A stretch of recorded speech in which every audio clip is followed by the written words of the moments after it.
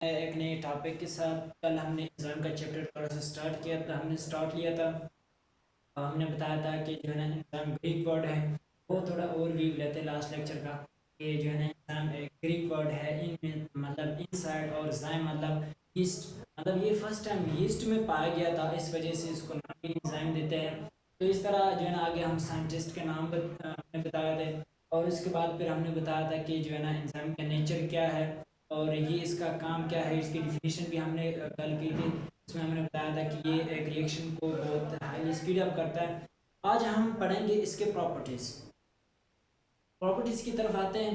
अगर प्रॉपर्टीज़ देखे जाए तो जो है ना हमारे के के सिलेबस में तो इसको बहुत कम उन्होंने मेंशन किया है, मतलब कम को निकाला है उन्होंने, एक प्रॉपर तरीके से लिखा है। जो है फेडरल बुक में उन्होंने बहुत ही ज़बरदस्त तरीके से इसको एक्सप्लेन करके लिखा है, और पंजाब में भी सेम, और जो है ना बलुचिस्तान में भी कुछ प्रॉपर्टीज़ लिखे हैं। तो ये सारे कोर्सेज से निकाल के जो इम्पॉर्टेंट प्रॉपर्टीज़ थे वो मैं आपके सामने पेश करने जा रहा हूँ। और देखते हैं अब जो है ना सबसे पहले जो प्रॉपर्टी है, जो इंसान नाम आती है हमारे जहन में, एक प्रॉपर्टी आती है इंसान speed of a chemical reaction.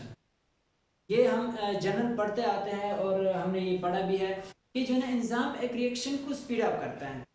तो जब इंजाम एक रिएक्शन को स्पीड अप करता है, ये हमारे एग्जाम में क्वेश्चन आएगा कि इंजाम कितने टाइम, मतलब एक रिएक्शन हम पढ़ते आ रहे हैं ना कि एक इंजाम जो है ना एक रिएक्शन को स्पीड अप करता है। अब ये हमें अंदाजा नहीं कि कितना और कितने टाइम्स जो है ना इसको जो है ना इंक्रीज करता है। वो एग्जैक्ट जो है ना मैं जो है ना डिजिट्स फॉर्म में बता रहा हूँ कि एक इंजाम एक केमिकल रिएक्शन को 10 की पावर 6 टू 10 की पावर 14 टाइम्स, आप अंदाजा लगाओ, 10 की पावर 6 तकरीबन 1 मिलियन बनता है। तो 1 मिलियन से लेकर 10 की पावर 14 मतलब मिलियन ट्रिलियन टाइम तक ये एक रिएक्शन को स्पीड अप करता है।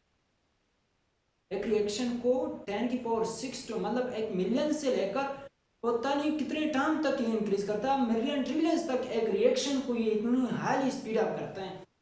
तो इसके बाद जो है ना एक रिएक्शन है और उसमें एंजाइम यूज करते हैं तो वो इतनी हाईली स्पीडी तरीके से हो जाएगा, और एक रिएक्शन है उसमें हम एंजाइम यूज नहीं करते तो वो बहुत स्लो होगा। जिस तरह कल मैंने बताया था कि अगर हमारे मुंह में या हमारे स्टमक में, हमारे इंटेस्टाइन में अगर एंजाइम्स ना हो तो एक रिएक्शन, ये एक जो है ना लुकमा, ये 42 से 46 ईयर्स में डाइजेस्ट होगा, 42 से 46 ईयर्स। तो इस तरह मैंने आज बताया कि एंजाइम का जो एग्जैक्ट मैंने डिजिट्स बता दिए कि 10 की पावर 6 टू 10 की पावर 14 टाइम्स एक रिएक्शन को ये इंक्रीज करता है, मतलब स्पीड अप करता है।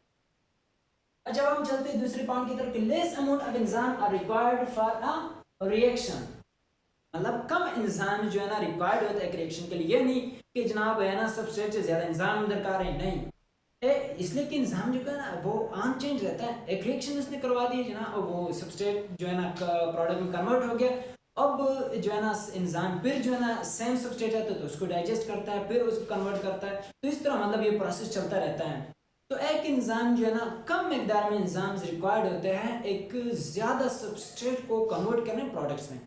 मतलब हम खाते हैं तो ये नहीं कि जो हम खाते हैं फॉर एग्जाम्पल हमने आधा किलो खाना खा लिया तो अब आधा किलो से ज़्यादा हमें इंजाम्स दरकार नहीं, मतलब इंजाम्स कम मिकदार में रिक्वायर्ड होते हैं। और है ना सबस्ट्रेट को, ज़्यादातर सबस्ट्रेट को वो है ना प्रोडक्ट्स में कन्वर्ट करते हैं, मतलब कम मिकदार में हमारे पास इंजाम रिक्वायर्ड होते हैं। वो ये एक पॉइंट लेके, एटीपी का इंजाम कैन कन्वर्ट 100 बल्कि 1000 सबस्ट्रेट मॉलिक्यूल्स इनटू प्रोडक्ट पर सेकंड। अब देखो अंदाजा लगाओ कि एक जो एंजाइम, एक टिपिकल एंजाइम 1000 सबस्ट्रेट मॉलिक्यूल्स को एक सेकंड में प्रोडक्ट में कन्वर्ट करता है। एक सेकंड में 1000 सबस्ट्रेट मॉलिक्यूल्स को प्रोडक्ट में कन्वर्ट करता है। ये हुई ना बात कि जनाब इतना हाई स्पीड करता है। और एक रिएक्शन को अगर एक जनरल हम एक छोटा सा या एक जनरल सा एंजाइम ही हम ले तो उसकी स्पीड इतनी है। आप सोचो कि अगर हम फास्टेस्ट एंजाइम की बात करें तो उसकी स्पीड कितनी होगी। मतलब ये एक typical can convert 1000 substrate molecules into products पर सेकंड। उसके बाद हम आते हैं कि जो है ना फास्टेस्ट एंजाइम जो अभी तक पता चल चुका है कि ये एक एंजाइम को कितनी दफ़ा या कितने टाइम में कन्वर्ट करता है, कितने टाइम में सबस्ट्रेट को प्रोडक्ट में कन्वर्ट करता है, जो अभी तक पता, आगे हो सकता है कोई और भी डिस्कवर, अभी तक मतलब जो डिस्कवर हो चुका है उसका नाम है एनहाइड्रेज। एनहाइड्रेज एनहाइड्रेज इंजाइम क्या करता है? Fastest enzyme which can remove 6 इकाई सैकड़े हजार 10 lakh 6 lakh CO2 molecules from respiring tissue पर सेकंड। अंदाजा लगाओ, एक सेकंड में 6 लाख, एक सेकंड में 6 lakh CO2 molecules from respiring tissue, मतलब इसकी इतना हाई स्पीड है। अभी तक ये जो है ना वर्ल्ड में नोन है कि जो है ना ये 6 लाख CO2 molecules को एक सेकंड में जो है ना रिस्पायरिंग टिश्यू से वो इसमें कन्वर्ट कर देता है, रिमूव कर देता है। तो ये हद है ना कि इतनी हाई स्पीड का कोई रिएक्शन हो रहा है, तो ये एग्जाम वो हो सकता है अगले दौर में, आने वाले दौर में कोई और भी ईजाद हो और भी डिस्कवर हो जाए जो इससे भी ज़्यादा फास्ट हो। तो अब हम ये जो हमने ये जो थोड़े सा ये जो था तकरीबन ये स्पीड के बारे में था, ये जितना भी हमने पढ़ लिया।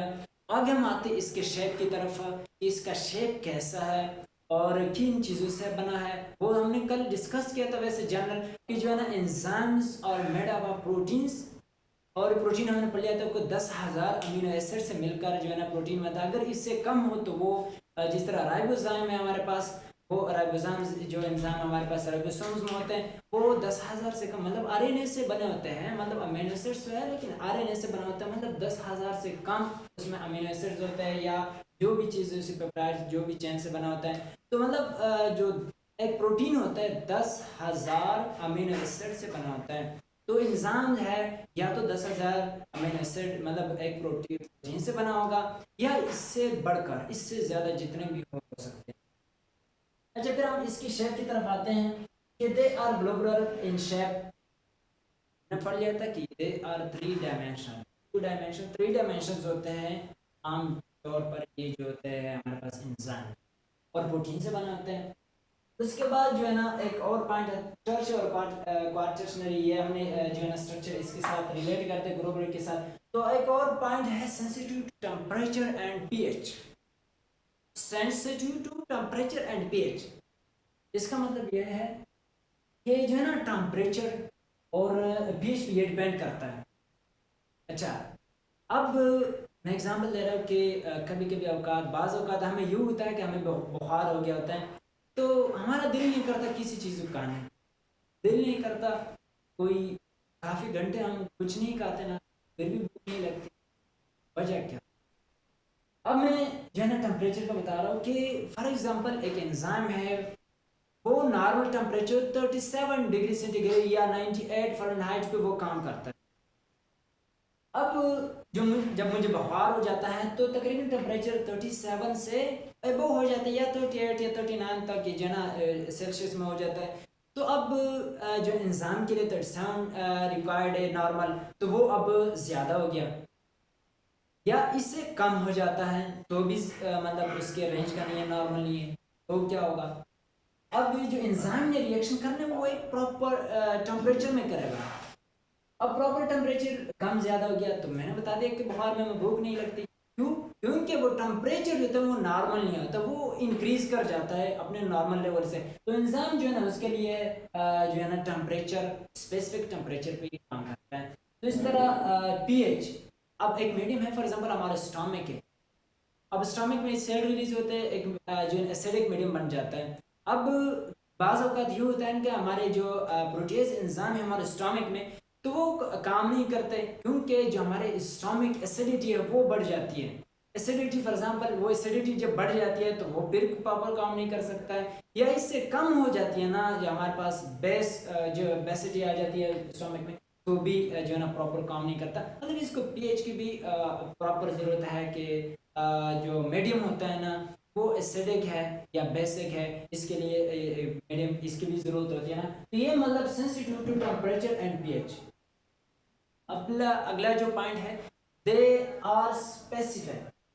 अब एंजाइम्स क्या होते हैं? स्पेसिफिक इन्फेक्शन होते हैं कि अब फॉर एग्जांपल जो है ना हमारे पास लिपिड है, अब लिपिड को डाइजेस्ट करने के लिए लाइपेज एंजाइम है, हमारे पास प्रोटीन है, प्रोटीन को डाइजेस्ट करने प्रोटीएज एंजाइम है, इससे सुक्रोज को डाइजेस्ट करने सुक्रेज एंजाइम है, एमाइलेज है, डिफरेंट जितने भी है ना।